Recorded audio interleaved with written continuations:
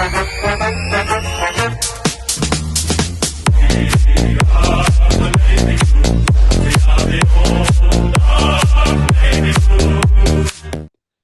one and all, and welcome to another episode of Baggers Chat. My name is Mitch Patterson, and as always, we're joined by Ethan Daffy. And today we are reviewing the game from tonight's clash, Carlton v Richmond at the MCG. Final scores were Carlton 12 goals, 14, 86 to Richmond 12 goals, 9, 81.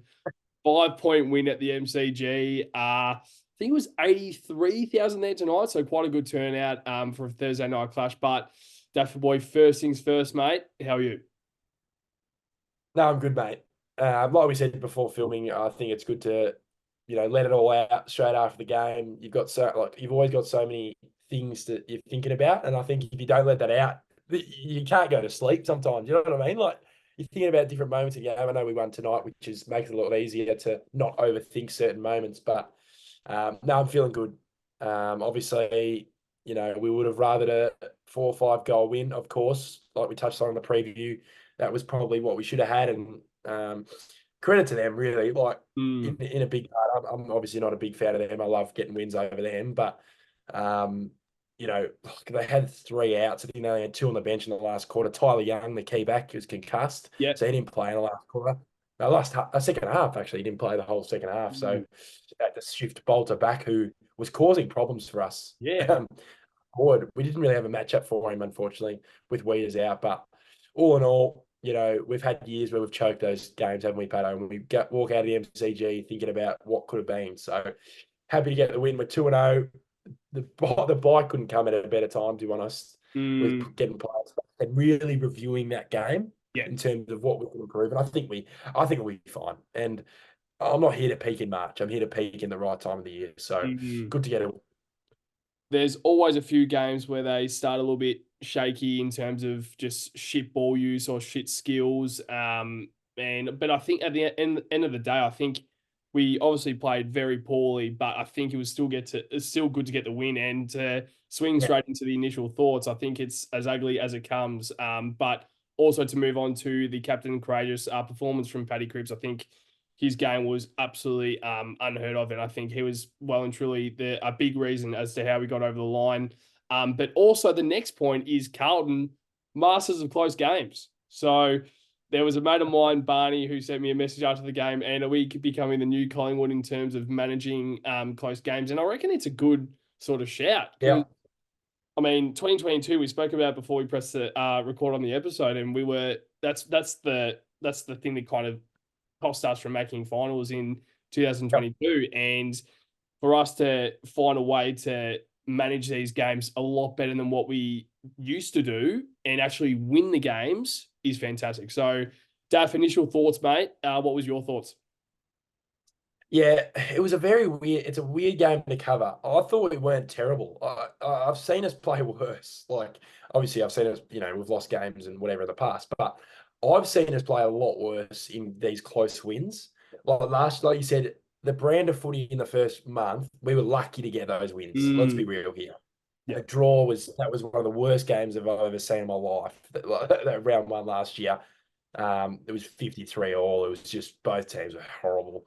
But tonight, I think it went down to a bit of just finishing off our work. We couldn't finish off our work at certain stages of the game and couldn't capitalize on our momentum, which we had for a lot of the game. I thought we had 20 more tackles in them as well. So I think our pressure was really, really high, and that ultimately won us the game because it put them under the pump early, and they knew, they're on in terms of pressure, and that's when Carlton play their best and can win games. But yeah, it was just, for me, it was just finishing, and ultimately it was a bit of luck sometimes too. Like they'd hack it out. Richmond would hack it out of a pack and land in their arms on the wing and then over the back. Like, they're not the team they used to be, right? And obviously, when you're a little bit of a lower team or you're the underdog, you've got to have a few things go your way and a few things go their way. And I'm not complaining about that. I'm not, having a go at the umpires or whatever. It kept happening. And I was like, it's getting late in the game now. I'm like, it's getting a little bit close now. I was like, don't let us down here. But all we had to do was just close out the game. Kempy almost gave me a heart attack off that switch because he had a ripping game, by the way. He went back. We didn't go back. He just rushed it and then kicked it straight into Maurice Rioli, who we spoke a little bit on before the uh, recording. But other than that, I'm just happy, like you said, with the close games. We've won by under a goal in our last 6 games, which is unbelievable. And last week's game was phenomenal in terms of our win. We weren't expected to win last week. I would have been happy with 1-1. Let's be real. Yeah. And we're 2-0 heading into North and Fremantle. So, yeah, initial thoughts. I'm content, but would have obviously rathered a 4-goal win. But we can't be picky sometimes. We Exactly can't right. be picky. We had seasons, Patto, where we couldn't fucking win. Mm. Like, let's just take the win and move on and look at the positives. Yeah. Isn't it crazy that we're 2 rounds into our season and we've already equaled the amount of wins that we got in 2018? So it's pretty unbelievable to Yeah, look at it it's like that with so how bad. shit we were. And let's just hope us as Carlton supporters, we are officially past that. But now we'll Yep. move on now to a guy that I think we both really want to touch on straight away, and it's going to be Harry McKay. We wrote there Coleman McKay or even Brownlow McKay because right now the type of football he is playing is quite scary. So 3 goals, 13 touches, 6 marks, 7 tackles, 17 pressure acts as a key forward. And I think one thing right there, I just said it, 7 tackles as a key Yep. forward. It's pretty I don't know so tackles. So he's second equal highest in the Yep. game. Nan Curvis had 8 tackles to lead the tackles in game, which is unbelievable. Yep. Unbelievable to think about. But Yep. Cripps, McKay, Newman all had 7 tackles. So, but also later on we'll try and touch on Paddy Cripps because I think Yeah. he's a guy that had an absolute fantastic game. But Daft Boy Harry McKay, your thoughts on his game? I'm sure you would love to say some things about his game because I know how much you love him as a player. What did you think of his performance tonight? Phenomenal. I like you look at it, 13 touches, and people look straight at touches all the time, but his impact per touch is more than anyone in the competition. Seriously, he set up Charlie, who obviously missed a set shot in the last quarter. I just watched the last 3 or 4 minutes just then, just to kind of, I was a bit of a blur, so sometimes I just like to watch it and just really analyze it. But yeah, his ball use is great. He's great. He's been good in the ruck. He runs around. He's halving contests, especially in that last 3 minutes. He was in 2v1s up forward, and all he has to do is contest, and sometimes it doesn't work out. You know, and he almost got his hand on a few of those as well. But yeah, he's phenomenal. For me, I don't care if he wins the Coleman. I don't really care about his in terms of individual stuff. I think we know what his impact is, and 3 goals straight is fantastic. I know there was one out in the full, which that Mm, wasn't really a shot, so I won't count it. But yeah. no, he was really good, and his impact is phenomenal. And we both rate him very, very highly in terms of his impact outside of goal output. And like you said, his pressure has always been high. It's Hmm. always been Yeah. high, Yeah. and no one ever touched it. But for a key forward, that's phenomenal. Like you said, he was equal with Newey and Cripper as well. So obviously Big Nank led the tackles. But yeah, no, Big H was good. Big H was good. I think him and TDK worked really well in tandem Yes. like, together, and both hit the scoreboard, which is fantastic. Yeah, it's such a really good point to name out. I know that on the run sheet that we have in front of us, we don't have TDK in his performance, but I think that's also another guy that we Right. have to try and credit. Yep. And I think the combination of TDK and Harry McKay is really great to see because we were Yep. unsure about it at the start of the year with how Harry McKay would play as that second ruck, and now that he's been given the opportunity, he's now looking a lot more confident. And to touch on Yep. his, I guess his structure and his oh, I've gone absolutely blank. His run up, Yeah. Harry McKay and his run up. I think Right. he's now kicking through a lot more, and he's actually shortened the run up, which is really good to see. So you Yes. can actually say that he's done probably about maybe 5 or 6 steps, and he would really Yep. kick through the footy. Because Yep. I know that probably 40 meters out would never really trouble him, but it's more the 20 to 30 meters that's the one that troubles him. And it doesn't matter. It doesn't matter if he's 20 meters out or 50 meters out. He still flushes them, which I Yep. am liking. I don't really care. Yeah. But then you look at like a Jordan Boyd and his miss when he absolutely flushed it, but you don't have to go for that much Right. if it's not your if Yeah. it's not the type of kick that you want to do. And Harry McKay obviously suits, like, the type of kick that he does, it obviously suits Harry McKay and his form. But yeah, there was obviously a lot of things that we could touch on tonight that wasn't overly Yeah. great, but we were going to try and make it as positive as possible because it was a win for the Carlton Football Club. But the next point that we'll move on to is Patrick Cripps and his captain's game. 31 touches, 7 tackles, 21 contested possessions. Pretty insane to think about. 22 pressure acts, and also to the viewers, I'm sorry, my voice is probably sounding a little bit weird at the moment. I was absolutely scrubbing my bum off towards the end of the game. But 22 pressure acts for Paddy Cripps is also another thing, but that's just shows like even 3 or 4 years ago when we were saying this guy doesn't give effort, it shows now that he's probably in the later stage of his career. And he's still showing the type of effort that he has always had in his AFL career. But Daf, what is your thoughts on Paddy Cripps's game tonight? I think it was definitely a captain's game. No, he was really good, and I think he kind of not dragged us over the line, but he played a massive part in the last quarter.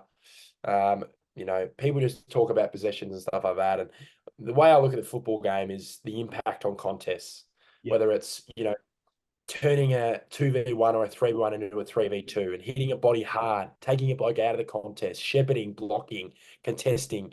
And then obviously his stats are fantastic with 31, 23 handballs, might I add, but that's his game. That's his game. That's what he does. And he feeds out to our, runners and, guys like Zach Williams, and obviously set up the Chera goal in the last quarter. But yeah, he was phenomenal. There's no doubt, he's the perfect guy to lead us this season, and he has, for the last few years, and carried us on our back a few games in the past years. But yeah, it was the real captain's game. And it was kind of that perfect game for him to really, really. I think he was fantastic last week. He could get a 3 last week, really depending on how the votes go. So, like I said, I think he's definitely you could say smoky, but he's a top 5 mid in the competition still. He's 29 years old. He's not even, well, he's 28 still. I think he's going to turn 29 soon. So he's far from done. Dunn's probably 33, 34. So he's in the peak of his powers. He's our skipper, and yeah, phenomenal tonight, Patto. Yeah, very well said. So, a question about Paddy Cripps, and we're going to touch on another midfielder. I mean, we'll touch on probably 3 midfielders, and of course, Walshy had an interview tonight on Roman Bryan. Cannot speak tonight. Roaming Bryan. And Yes. it seems quite positive that that his injury is starting to become Yep. quite positive with the news that we're hearing. So touch wood, but let's just hope that it doesn't lead towards surgery, which is probably a day or two ago, which is something that we were kind of expecting. Let's just hope that it isn't really going down that path and it's looking a little bit more positive. But also to touch on Adam Chera, he was a player that wasn't too great tonight. I think he had 15 touches by memory. And I think Yeah. halfway through that third quarter, maybe the start of the third quarter, he had 3 touches. Like I can remember checking on my phone, and I think it was either halftime or maybe towards the end of the second quarter. He had 3 touches, definitely Yeah. around that period. He had 3 touches, and I'm like, what is going on? So I looked at that, and I'm like, okay, well, Cripps is obviously dominating. Hewitt's playing a solid enough game. Now, another thing that I saw was Chera playing half forward, and Jack Carroll, Lockie Fogarty, and I think it was George Hewitt as the 3 midfielders for the set of bounce. And I saw it a lot tonight, and I was a little bit confused about that because obviously Cripps was off the ground at the time, but Chera playing at half forward. What's your thoughts initially on that, Daffy Boy? Like more to do with Chera playing as a half forward, but also to think about it outside the box and just say that you can put Fog in there, you can put Carroll in there, you can put Cunners in there, you can even put Zach Williams in there when he gets a few Yes. games. You can even put him in there for probably 10 minutes in the last quarter. So what's your thoughts on that? More to do with Chera playing as a half forward for probably 60% of the game, but also these guys that are playing more midfield time. Yeah, I think in terms of the rotations, I look at it. I'm not too fussed. Yeah. Like, I think it's probably good to be unpredictable, and I think good teams are often unpredictable where they switch guys through, guys like Fogarty and stuff like that. Mind you, I thought Jack Carroll was superb tonight. I Yes. thought he Yeah. was really good. He's the one guy just kind of just breaking it open for us a little bit. Something about a left footer. There's always something about a left Yes. footer. Something different. I feel like when you have three right footers and it's like, fuck, we can't go on the left side. We can't get out that way. Yeah. But no, he was really, really good. But yeah, in terms of Chera, I thought he really struggled tonight. I just think he was, just one of those games. I don't think it's going to be a common, occurrence, but they might have put him up half forward just to see how he goes. He's got a bit of class. Obviously, he kicked the goal, so in the last quarter, which was needed just for his confidence. But yeah, like you said, with Fogarty and Carroll, it's really promising to see that we can kind of cover it in a sense because before we recorded, I was touching on Richmond's midfield, and that's their priority. That's how they're going to win games this year. And I thought Taranto and Hopper especially was really, really good through the middle. And you could see their focus was Yeah. clearances because they got killed last week. And Cripps said in the post-game interview, he said he knew they were going to come out real hard. And they did for 4 quarters. Let's be real here. They kept plugging. Even when we got the momentum, they kept plugging away Richmond. So, yeah, for me, I think Ches, I don't think he's going to be half forward for too long when we get Martins and that back. I think that's what we're just switching it around, changing it up a bit. But, Jed, I'll tell you what, when that North Melbourne selection comes through, it's going to be very, very interesting to see who plays because there's a few blokes probably on the edge of being dropped and a few guys probably on the edge of being added to the team. So Mm. it's in a couple of weeks, but I'm quite happy with a week off. I'll tell you what, just get a little bit of a mind break, watch the other shit teams go at it, and then Good Friday, here we come. Yeah, it's really well said, and that's why I think when I see Chera in his game, it was a few times when I looked at the half forward line, I'm like, wow, he's playing Yeah, half forward again. Like I thought it was maybe yeah, one off or maybe twice, but I saw it at least 5 or 6 times. I'm like, okay, that's obviously something that's been happening tonight. And I yep, don't know if it is to do with Walshy, but out of the mids, Walsh is probably the only one that we're really missing. So last year yeah. we weren't really doing Well, that. Doc, Oh, Doc, yeah, Doc. But he was more of a yeah, winger. He's been more of a winger.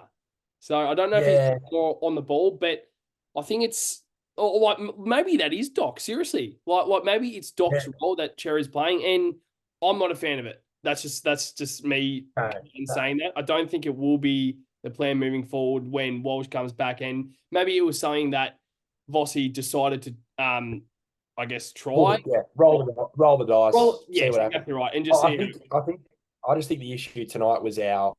I thought a few of our smalls were okay. I thought Fogarty's pressure was good. It was just that it's just the presence we had without Harry. If Harry was on the ruck or on the bench or TDK was on the bench, just Mm, that presence. I thought Charlie. I know oh, he kicked two and had a few. I think he struggled. And mm, let's be real, he played about one quarter last week as well. I love Charlie. I'm not trying to bag him here, but we need more out of him. I mm, need more out of him in terms mm, of not just like what Harry does, just the other stuff. Charlie will always kick his goals. There's no issue with that. But when he's not, presenting as well as we know he can, we need other guys to step up, and they just weren't getting to that level. You know what I mean? Like a mm. Jack Martin can fill that hole and go, I'll take a few marks and I'll kick a few goals. You know Yes. what I mean? Yeah. Like, do we have to rely on Charlie or whoever, TDK up forward or whatever, whoever's up forward, even Chera, in a sense? I think they're just trying to switch it around and see what's going on. But yeah, it's going to be hopefully Elijah Hollins and Jack Martin in for that North Melbourne clash because the half forward line will be looking schmick if they're playing. Yeah, yeah. Well, I mean, how exciting it is to actually hopefully see Elijah Hollands make his debut in the navy blue Yes. against North Melbourne. But I I have had to think about the Charlie Curnow game tonight, and I know that I said as soon as you were kind of saying about Charlie Curnow with he has struggled. I think I don't know if it's just me or not, but I think he actually played solid enough when he had the right delivery. When he had the right delivery Yeah. inside the forward 50, I think it was more just the ball use with Charlie Curnow. Like Yeah, I'll get that. when we were I, hitting yeah. him, sorry, go. Yeah, sorry. I just think I think you are completely spot on. I think you're completely spot on. But for me, when you look at Harry, he's taken marks with some bad Yeah, kicks inside 50. yeah. So that's my thinking. You got to earn your ball sometimes as a Mm, forward. like people say, I think our best footy, we're not a perfect kicking team. We're never going to be a perfect kicking team. Even at our best, we are. With Yeah. that chaos, get to a contest, hit the stoppage hard. He just, you know what I mean? It was just like that extra. I need a bit of extra push. You're not always going to be winning the contest, but just Mm. halve it. Don't let Foster mark it, or don't let Broad fucking come from back. Get him, hit him, Yeah. hit him. You know, he's almost playing a little bit nice for my liking, but that's just my thinking. I think he's Now, always been that type, not soft, but yeah. just hit him, Mm. even give away. You Yeah. have to, you know what I mean? Let them know you're there. That's what Harry does. He Yeah. comes in, he takes a mark, and he's taken 4 guys with him. You know what I mean? So, not bagging Charlie or whatever, but Yeah, of I course. just think you can always add strings to his bow, which is a big fucking bow. Yeah. Yeah, it's an interesting conversation, isn't it? Because I see it from a bit of a, I mean, not completely opposite, but I do see it from Yeah, a bit of a different point of view where it's like, I think he has a bit of that grunt. Like yeah, when I think when he goes at the footy, I think like even when he got that cut on the eye, I even saw a bit of a different Charlie Kerner. And as I was saying earlier, I think the delivery when we actually got it right was great. And I yeah, completely agree. I think in other sides of yeah. the game, I think like Harry McKay is really good at that, where it's like if we bomb it straight up in the air, great because Harry Even when McKay it can hits do the net, anything. when it hits the net, he's Mm. good. Yeah. And then I think Charlie's like, when you kind of Yeah, you need to have him on the lead, don't you? You need to have him right on have the to. yeah. And that's where I do agree, where I don't think there's other strings to his bow. And that might be a thing where he might not be exposing it yet. Like Yeah, maybe give him a few rounds and maybe round 6, round 7, round 8, we'll start to see we're like, wow, we haven't seen this. And then yeah, that's something else you can have heading into finals. But to go back on Adam Shearer, so 2 disposals first quarter, two yep. disposals second quarter. So he was on 4 disposals at halftime, which is insane. And then Mm. quarter 3 he had 7 disposals, and then last quarter he had 4 disposals. So what does that calculate to? I think it's 20, no 15. Mathematics do not trust a pattern. Do not trust a pattern with your mathematics. But yeah. Last point before we move on to the bagger of the game, which is of course Mitch McGovern. Daph, I know that you would love to speak about this special player. So 26 disposals at 92% efficiency, 19 kicks, 9 intercepts, 8 marks, 8 score involvements. Daff, what was your thoughts on Mitch McGovern? He's the perfect modern day defender. And I knew that from as soon as he played that round 1 game when we beat him a few years ago when he played down back for the first time. He takes like a big mark and then he goes. He's Mm-hmm. that natural footballer, which I Yep, really like. And he's kind of taken a step back where he's not frenetic all the time, but when he goes, he goes. So yeah, completely. for me, that's 26 touches, 19 kicks at 92%. That's just unbelievable. And 8 score involvements, 8 marks. It's a perfect. I can't really say much about it. And Mm, like we said, I think he's a chance for All Australian. If he keeps that form up, yeah. he'll have Wiedering with him too. So that'll free him up big time. That'll free him up big time. So I think the back 6 were okay tonight. I Mm, think they were actually okay. I just think that we are just getting peppered in there a few times. What do they end up scoring 81? So it's probably a little bit much. But I don't think that was. I think it was more the mids just giving out stoppage clearances at some stages of the game, which really frustrated me. But yeah, as a back 6, they've worked really well together in the last 2 games. yeah. Without Wiedering, he's a big hole. I don't think people realise how big of a hole he has, how big of a hole he is. Sorry, that sounds Yeah. wrong. A big hole he has, but no, it's a tough. You can't fill the void. You got to fill the void as a back 6. So I was pretty proud of the way they went about it, especially in that last 4 minutes to hold on to the game. Really well said, actually. Okay, so before we move on to the bagger of the game, I've just got a question for you, Daffy boy, and it's more to do with the back line. So, of course, round 3, we are expecting Jacob Weitering hopefully to be back to really fill a big hole in that back line. And I think it's a question where I think Lewis Young probably, unfortunately, makes way for Weeders. Now, the other question is down to McGovern, Marchbank, and Kemp. So McGovern, I don't want his role to change at all when Weeders comes back. He'll So stay. I think that's a thing that needs to stay. Kempy, I do agree. I think he needs to stay in because I think he's playing in good enough form. Now, if Kemp was to stay, there's one thing that I really would like to see as a key defender. He jumps too early, way too early. He Yeah. in his mind, I think in his mind, he still thinks he's playing the McGovern role. Yeah. He still thinks he's an interceptor when he's not. If he Mm. wants to be a lockdown key defender, not a lockdown key defender, but a key defender that doesn't let his opponents kick goals, that's something that he really needs to work on. And that's why maybe Marchbank is crucial to that inclusion, because that means that Marchbank can take that second forward and Kemp can Mm. go off his player a little bit. And that's what was seen last year with the Yeah. with Melbourne and I think Sydney. That was really seen with Yeah. those two games. But what do you think about it, Duffy Boy? Because I know Weeders is obviously going to come back in 100%, but McGovern hopefully is going to keep that intercepting role. What do you think happens with Kemp? But what do you also think might happen with Marchbank if he does eventually come back in? Yeah, it's a tough one. I think, Marchie's got the talent to be in the best 22. Kemp led the game for marks tonight. Like, I thought he was, apart from that last, that last 3-minute kind of blunder with that kick, I thought he was absolutely superb. I think, I understand, I completely understand where he comes from in terms of when he jumps too early, but I think that's how our defense is kind of, that kind of play. I think they have to play like that.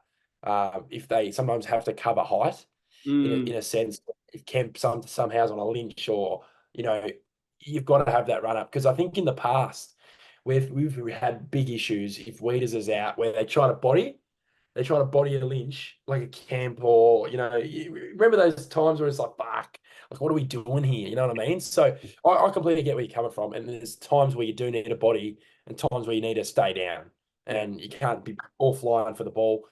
But for me, yeah, I think his form, he has to stay in the side, and I think Marchi has to come through the twos. I don't think he comes straight in for me. I think he's got the talent to come straight in, of course, but we're not here to just give free handouts. Like, I'm not. I want him to be right. I need Marchbank to be right when he comes in, because a lot of his career, obviously, he's had so many injuries that he comes in a lot of the time, not underdone, but you know what I mean. He always comes in, and it's like that. A lot of questions about how he's going to perform in terms of him being underdone already. We know he's got the talent, but yeah, it's a good problem to have, I think, especially with Wiedering coming in, because I think Lewis Young's really held his own. He had 17 touches tonight, 9 marks. Mm. So he's still at the door of selection. You can't just automatically just go, I have dropped. But Mm. you never know. But I just don't know if him and Weeders work well together. But Young could definitely be another option in there if you've got two bigs for a certain team. I don't think North Melbourne will have to worry about that, but there'll be certain teams where they have, a resting ruck and two talls. You know what I mean? Mm. Like, so I think it depends on the opponent. I think that's the way it's going to be about it. And Pito will get a few games this year in terms of, I know I'm not a big fan of him and TDK being together in terms of, but there's going to be games where there's two dominant rucks. Yeah. You know what I mean? Like even Sydney, look at Sydney, they've got, Grundy, McLean, Amadi, they can all go through the ruck.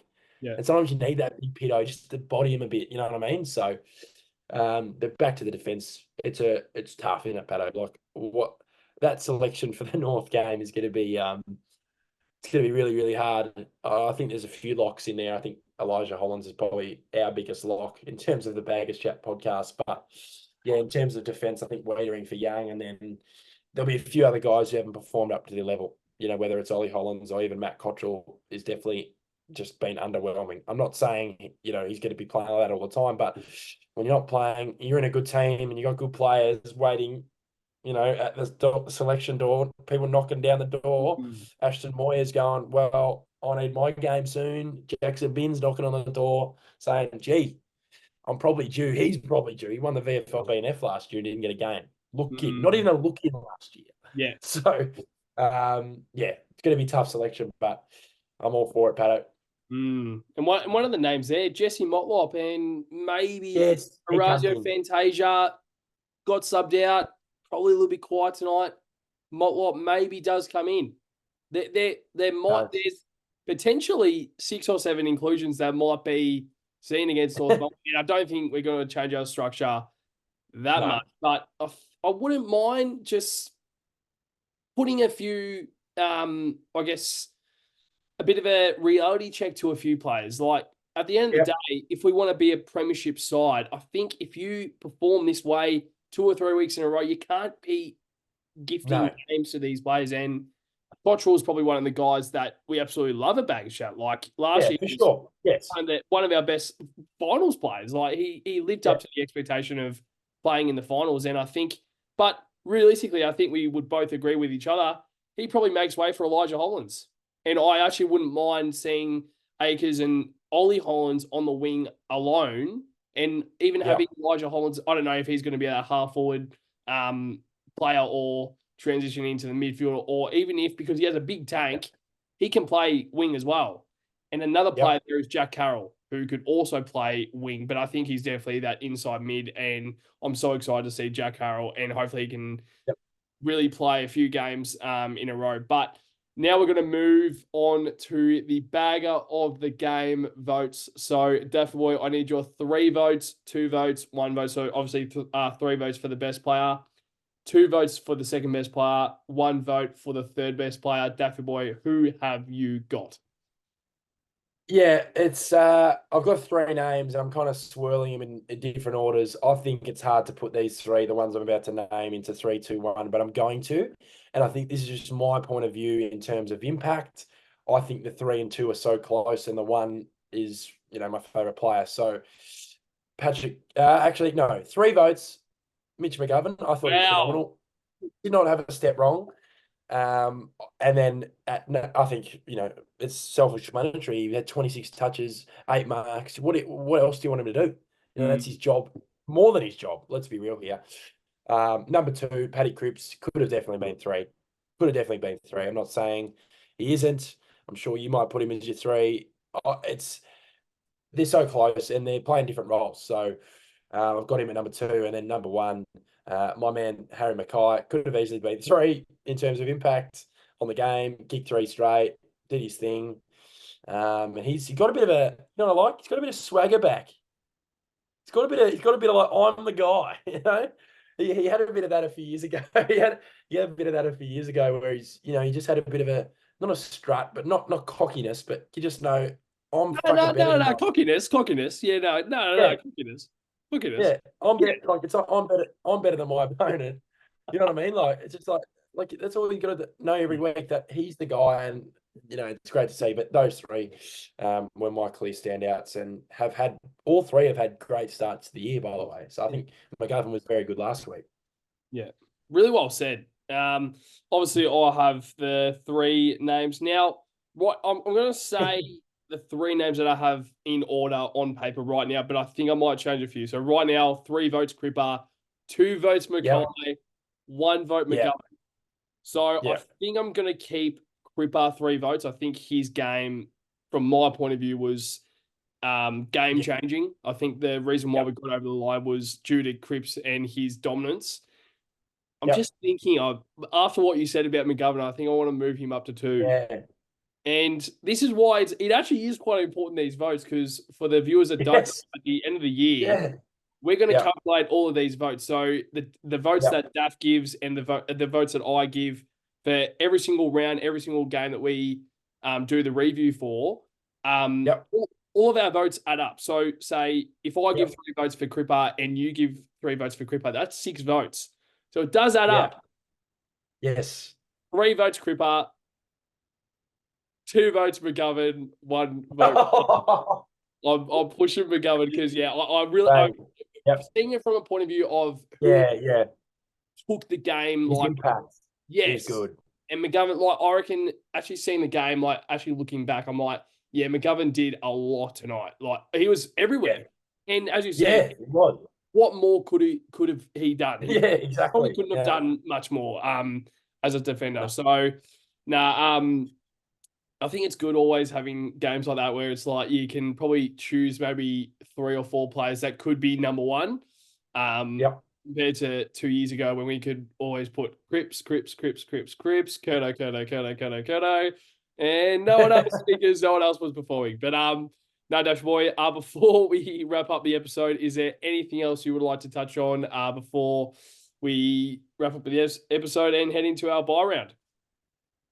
Yeah, I think we covered off a lot of things in this episode, even a few negatives, which is always good to talk about. There's always things to fix any type of win, whether it's a big win or a small win, or a loss or a big loss. So, yeah, for me, get the wins banked in, get players back. That's all I asked today. That's what I was worried about. I was like, just get it done. Get it done. So we get the 2-0, have the week off, get the boys back, and we're rolling heading into North Melbourne for Good Friday. But yeah, it'll be a bit weird to have the week off so early in the year, but I'll definitely be tuning into the footy, of course, next weekend and this weekend as well. Got a few big games, obviously tomorrow, Pies Sydney, which will be interesting, and a few other games in there. But always good to hop on with you, Patto. Like I said, I like getting a few things off my chest before hitting the bed. So no, it's good, mate. Yeah, mate. Well said. Now, one more question before we wrap it up. Opening round season 2025, yes or no? Yes, if we catch up by 46 points and win again. That was to the I don't viewers. know. I don't know. I get worried when we haven't played a game and then we play Richmond. Like when it's 0-0, it's like that.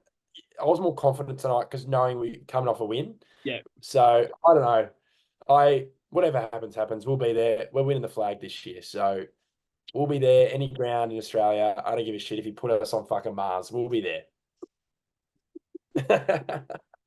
To the viewers, it probably shouldn't have been a question because we all know Daffy Boy how optimistic he is about the Navy Blues. And let's be real, even if we were playing against an AI generated team, I think we would still get the W. But as you said, even if we played on I don't even know, Mercury, mate, I reckon we would still get the W. But to every single blue bagger out there, every single supporter out there of our channel, make sure to like, comment, subscribe. It's always, as you said, Daffy Boy, always a pleasure coming on the episode and always speaking about our thoughts and opinions. It's a great platform that we can actually come on and speak our mind. Some of the things might be right, some of the things might be wrong, but it is our opinion. We're always going to try and be as truthful as possible with what we think. So, to every single blue bagger out there, make sure to like, comment, and subscribe on every single platform you see us on. Also, get around the socials as well. But to you, Daffy Boy, and to every single blue bagger out there, up the baggers! Up the baggers!